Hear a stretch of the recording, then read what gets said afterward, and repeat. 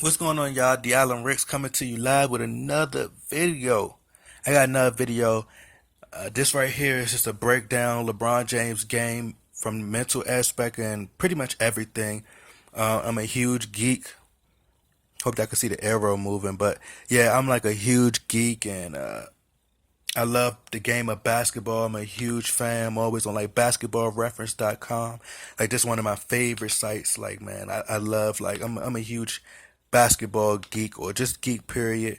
Like I like to go watch like old Bill Russell film and like study statistics, Pete Maravich, like just guys like that, And I'm pretty sure like players do that, like Kobe and all those guys do that in terms of like when they study in the player or just because they're fans of the game. But anyway, LeBron is really like just a great overall player, like one of the greatest players. Um, Me personally, I just always felt like the media like overhyped him.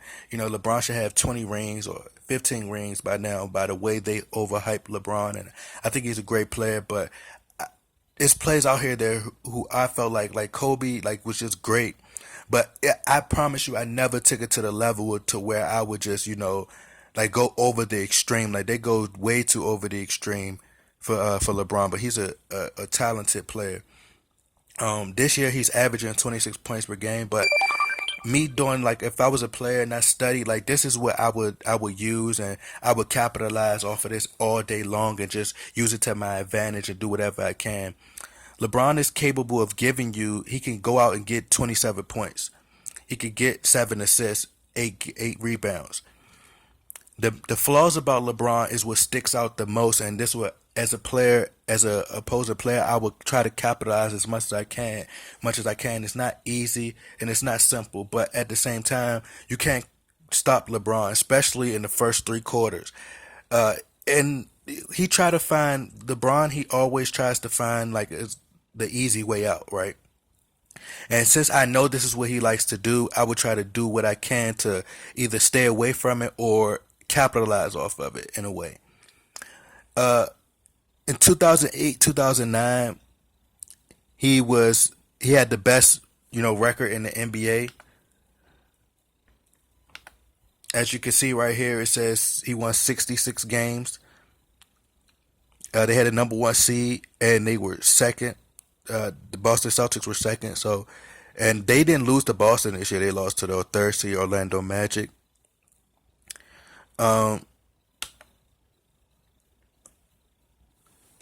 he left the Cavs. They were 61. They won 61 games. He left the Cavs and went and joined the Miami Heat. And what's crazy is when he went and joined the Miami Heat, their record still wasn't even better than they were when he was with the Cavs. Um, Also, what I want to bring up is, like I said, he likes the easy way out. LeBron likes to go the easy route. So what he does is, like, if you've seen in the finals, he grabbed Steph Curry. They were beating him brutally. So like he grabbed Steph Curry and he was trying to get them out of the game from the jump. He was trying to get them out of the game. So what he did, he grabbed Steph Curry. The ref didn't call it. So he grabbed Steph Curry and tried to, pull Steph Curry jersey, and him and Steph Curry had got into it earlier. This was before the Draymond Green situation happened. So he needed anything he could to try to mentally break that team down. I personally don't think it's going to go that well in the finals for LeBron, but, I'll do the prediction video later. But this is just a breakdown. Like, he likes the easy way out, you know. That's why he left the Cavs and joined the Miami Heat. And I told my dad, I said, I told everybody, not just my dad, and my dad could vouch for it. I told him, I said that LeBron would go back to the Cleveland Cavaliers. And this is before he went there. I promise you. I said he's going to go back to the Cavs because they have a younger team. They have Kyrie Irving over there. And he was like, he's not going back and he's not going to ever go back there and blah, blah, blah. But a lot of people get caught in the moment. I told a lot. And I'm going to show you guys in another video when I predicted that Kevin Durant would go to the Warriors. And I got a video to also show you that I said that and to show you what Stephen A. Smith would say. And, I pretty much predicted because it's just the same thing happened all over again. I think that LeBron pretty much likes the easier way. So you seen in Miami, he got a lot of the second seed as well in Miami. So he likes to go to the second seed to have an easier way. He didn't want to face the Bulls. He likes to get rest, but playing at a high level in competition, it will make you better, defensively and mentally. Getting rest doesn't really help you a lot. You want to be prepared. You want to get rest, but at the same time, it has to be a balance. You can't like miss a lot of games. So if you look at this team, they were ranked sixth defensively, and like they were sixth in holding their points to their opposing team to a certain amount of points. That's great. That's top 10. And even with the Miami Heat, they were ranked fifth defensively. And the opposing team, they're holding the team, opposing teams to a certain amount of points, they were fifth at that too. So that's great as well. So they have a better chance. I will, as LeBron, you would be like, okay, I would have a better chance beating a team that's 16th defensively and holding a team that's like 14th opposing teams, right? So it's just breaking down teams and figuring out like, okay, which one I would have an easier time with. Like, so he likes the easier way out. So that's why he wanted Draymond Green out. He was happy. You seen when, Klay Thompson said, well, I guess he got his feelings hurt. And, he was happy about that because he'd seen the advantage. He likes the advantages. As a opposing player, I would rather make LeBron beat me. You know how some people would try to make somebody else beat them? I would make LeBron beat me. I would make sure he has the ball in his hands the majority of the fourth quarter, and I would try to deny Kyrie Irving the ball and make sure Kyrie Irving can't get the ball.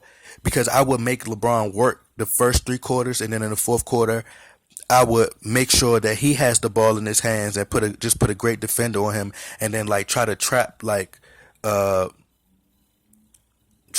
Kyrie Irving and deny him the ball a lot and just harass him, and you just do whatever you can to make sure you contain Kyrie in the fourth quarter. With LeBron, I would make sure that I can limit him to at least like 10, 12 points in the fourth quarter. And that's what you go with, and you pretty much make him beat you. Because the other guys, you don't really have to worry about them a lot. Like I said, the Cavs are good, but Kyle Korver, if you make him put the ball on the floor, you deny him 3-point. He capitalized a lot at the 3-point. So if you make him put the ball on the floor, he's going to be ineffective.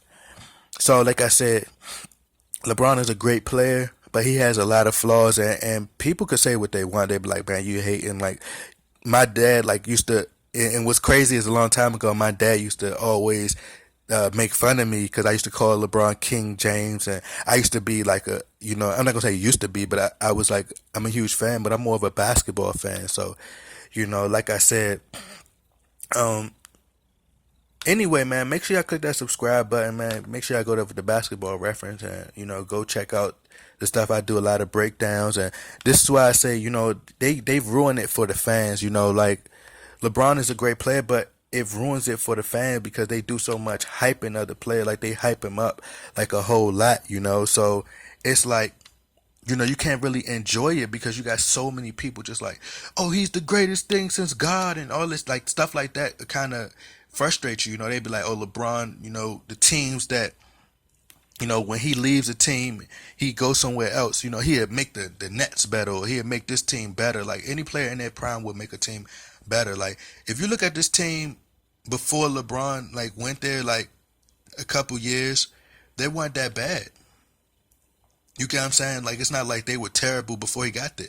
They almost won 50 games, before he got there in 2009. And then you look at 2015, he wasn't there, and they won 48 games without him. They was close to winning 50 games. So like I said, this whole thing, like I said, they like to overhype LeBron, and you put Michael Jordan on the Miami Heat team, they're not losing two finals. You get what I'm saying? So he did go form a team. He did go form a team in Miami, but they lost the finals. And they were probably just as stacked as, or more, if not more, stacked than the Chicago Bulls teams.